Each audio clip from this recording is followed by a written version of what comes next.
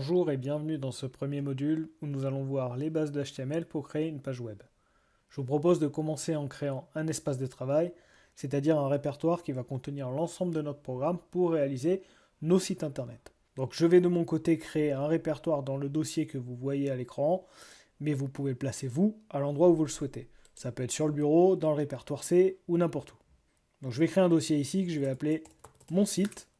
Et je vais pouvoir aller l'importer dans Visual Studio Code, c'est-à-dire l'outil de développement que nous allons choisir pour réaliser notre site. Je vais donc lancer ce logiciel, Visual Studio Code. Vous pouvez faire comme moi ou si vous l'avez placé sur le bureau, le lancer.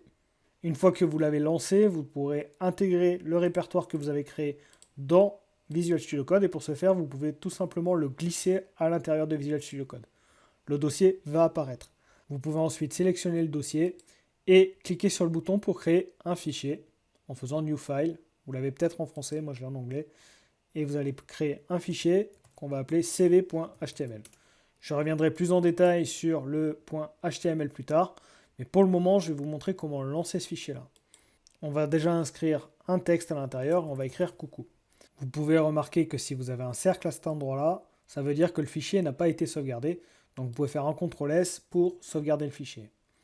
Une fois sauvegardé, vous allez pouvoir retourner dans le dossier que nous avons créé précédemment et vous pouvez voir que votre fichier apparaît bien. Pour le lancer, il va falloir utiliser un navigateur. En l'occurrence, ici, je utilise Chrome et je vous invite à faire de même pour ce cours. Mais vous pouvez également utiliser Edge, Mozilla ou un autre navigateur, celui de votre choix. Donc je vais le lancer en double-cliquant dessus et vous allez voir que la page directement affiche coucou à l'écran.